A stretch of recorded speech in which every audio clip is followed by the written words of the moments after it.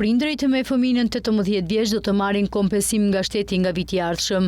Administrata tatimore njofton se kur plotësohet deklarata individuale të të ardhurave në 2026, prindërve nga tatimet e paguara për gjatë këtij viti do t'i zbritet një shumë prej 48.000 lekësh për secilin fëmijë nën 18 vjeç.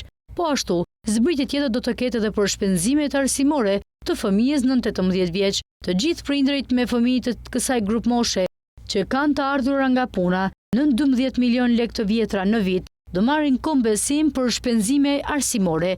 Vlera maksimale që mund të merret si kompensim për arsimin e fëmijës arrin deri në 1 milion lekë të vjetra, por për të përfituar këtë kompensim, fëmia duhet të jetë në certifikat personale të tatim paguesit dhe të ketë ruajtur faturat e pagesave për shpenzimet arsimore.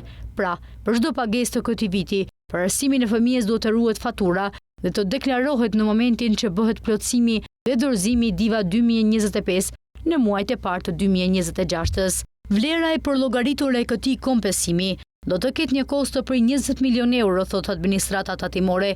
Kjo është një lehtësi që hyn në fuqinë në vitin e ardhshëm e parashikuar në ligjin e vitit 2023 për tatimin mbi të ardhurat. Ndërkohë, këtë vit dorëzuan DIVA për herë të parë të gjithë qytetarët që kishin realizuar vjet të ardhura nga punësimi 1.2 milion lekë, ishin të dy punësuar dhe ato që kishin të ardhura nga platforma online. Këto deklarata u dorëzuan nga afro 130.000 të punësuar.